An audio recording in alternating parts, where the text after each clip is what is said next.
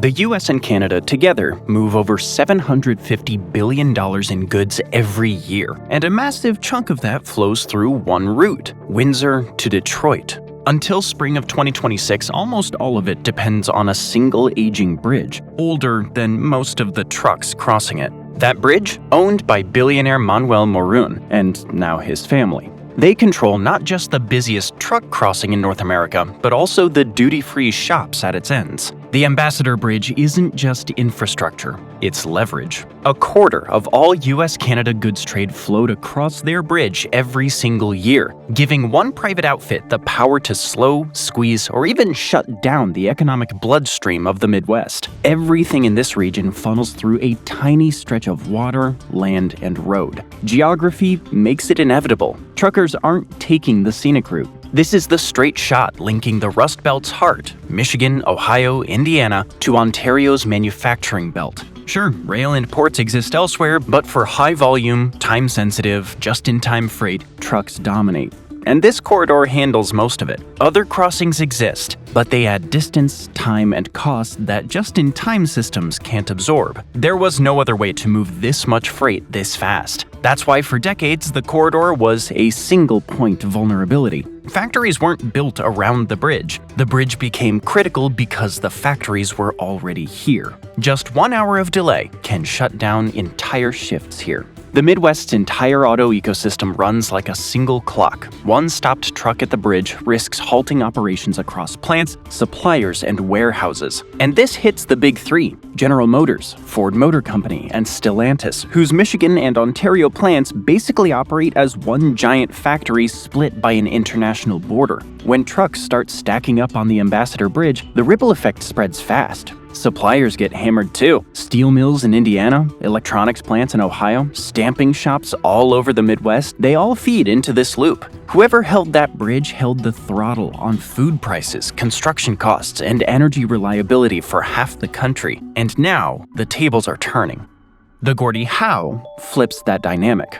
Decisions about flow, speed, and cost no longer live in a single family's hands. They're now built into the public corridor that controls how goods move across the border. One call, one shutdown, or one long closure could send shockwaves through the Midwest economy faster than any downturn. But it doesn't stop at autos. Steel, agriculture, energy, they all move through the same bottleneck. This wasn't one supply chain. This was multiple industries stacked onto a single failure point. It's control over an entire region. The new public crossing changes that power dynamic completely. No single player can squeeze entire industries anymore. Farmers get a steadier flow of supplies. Builders can count on reliable deliveries of materials. Energy companies finally have some breathing room in their logistics. Trucks move faster, and that relief ripples across multiple sectors that used to sit under the family control. Calls for a second crossing started years ago, but the warnings got loud after 9/11. Before, trucks barely slowed at the Ambassador Bridge. After, every load had to be screened for threats, explosives, and contraband. The problem? This bridge sits in a dense urban area with no room to expand. There wasn't enough space for multi-lane scanners and X-ray systems without backing traffic miles into Canada.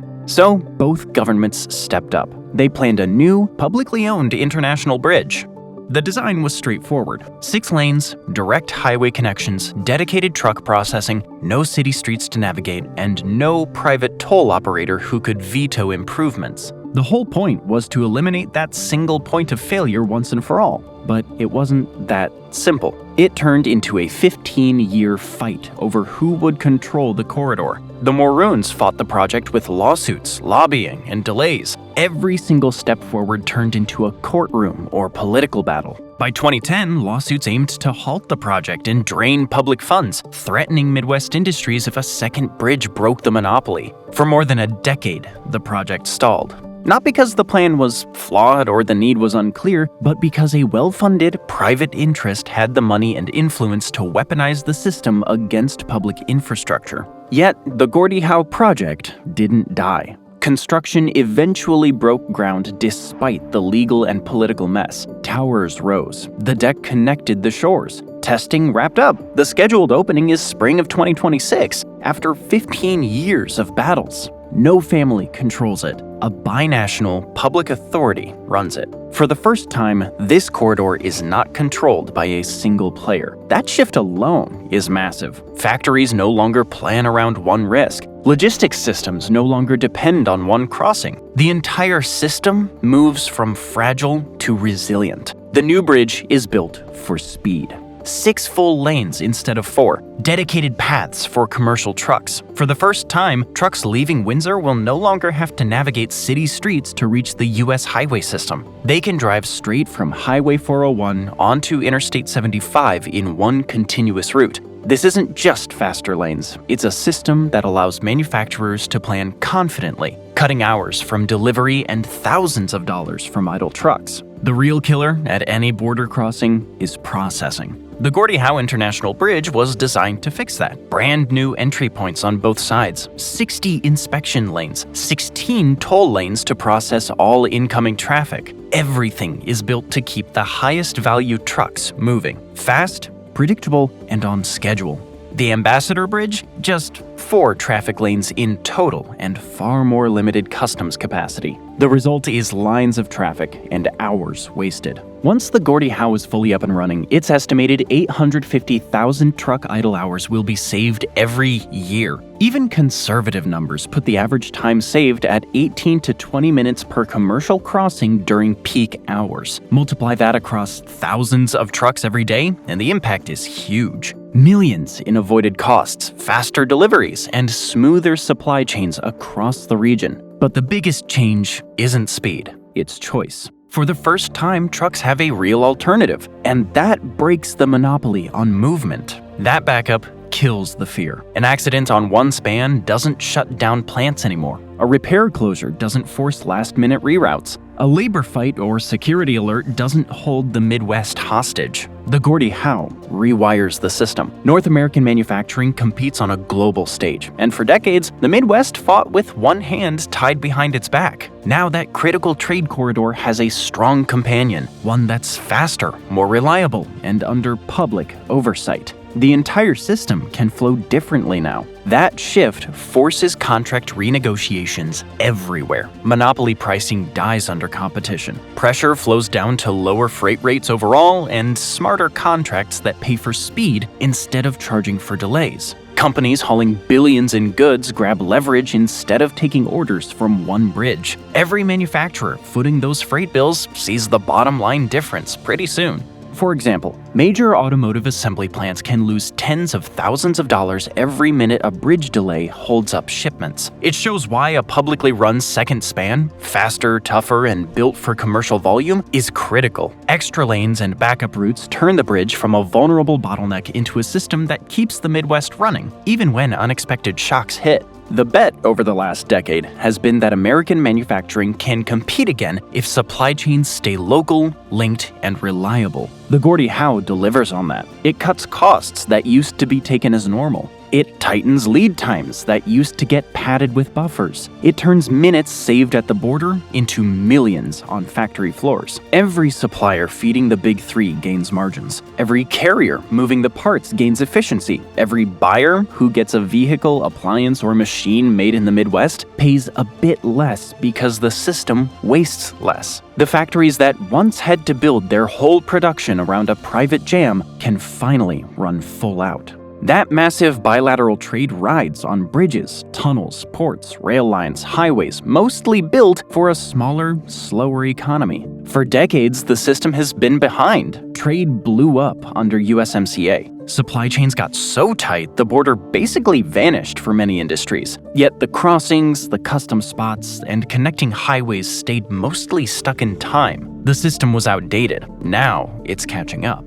The Detroit-Windsor corridor is the clearest, most costly example, but not the only one. The Ambassador Bridge carried the load because it had to, not because it was great. What happens when the backbone finally gets the upgrade it needed 20 years ago? The whole system starts moving differently. Tighter just-in-time windows become achievable. Inventory costs locked in by border drags start to unwind. Logistics networks can plan with confidence instead of backups. Toughness replaces weakness. There's a lot to win here. The Midwest gains the ability to compete globally instead of constantly fighting its own setup. This one new crossing is proof of what happens when North American trade infrastructure finally catches up to the volumes it's been hauling. The entire north-south manufacturing artery, from the Great Lakes industrial core down to the Gulf, gets just a little straighter, a little tougher, and more competitive. One bridge proves what proactive investment can do. The big question is, can North America build the next bridge before the next crisis hits? Or does it always wait until everything breaks?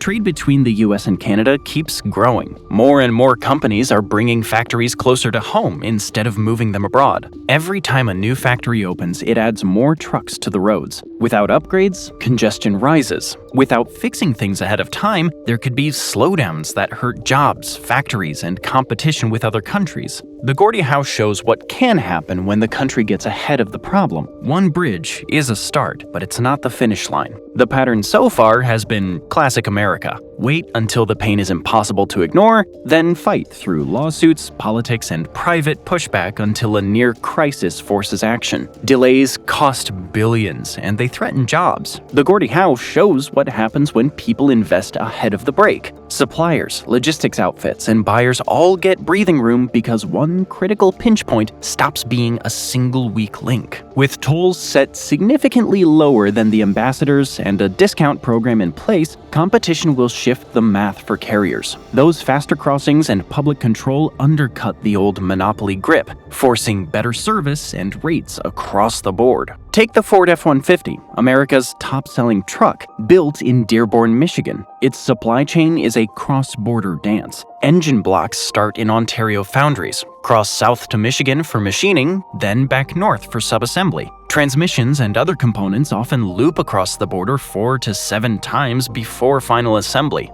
Pre-Gordie Howe, logistics teams built in extra buffers, rerouted around known jams, and lived with the risk of one crash, repair, or security alert freezing the line. Now the corridor has real, enforced reliability. Backup arrived. There's a choice now. That's the shift that matters more than lane counts or toll stats. The stakes jump higher with the electric vehicle transition. An F-150 engine block or steel stamping can sit idling for hours without issue. EV battery packs can't do that. Lithium-ion cells are extremely sensitive to temperature swings and delays. Trucks hauling cells from Ontario gigafactories can't afford long backups. In a freezing February storm or blistering July heat, trailer thermal systems are pushed to the edge. In the race to electrify vehicles, the Gordie Howe ensures Midwest plants stay competitive, keeping production lines moving and high-value EV components flowing uninterrupted. A shipment compromised by temperature doesn't just waste time, it can destroy millions in high-value inventory before it even reaches the assembly line.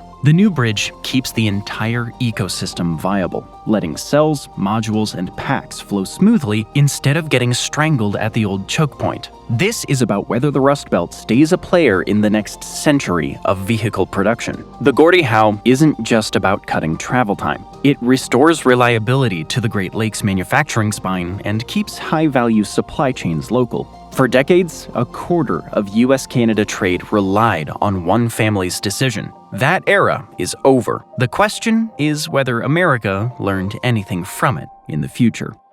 Thanks for joining me today. I hope you enjoyed the video, and if you want to see more videos like this, then please consider subscribing and turn on notifications. It really does make a difference. Thanks again, and I'll see you next time on MapPack.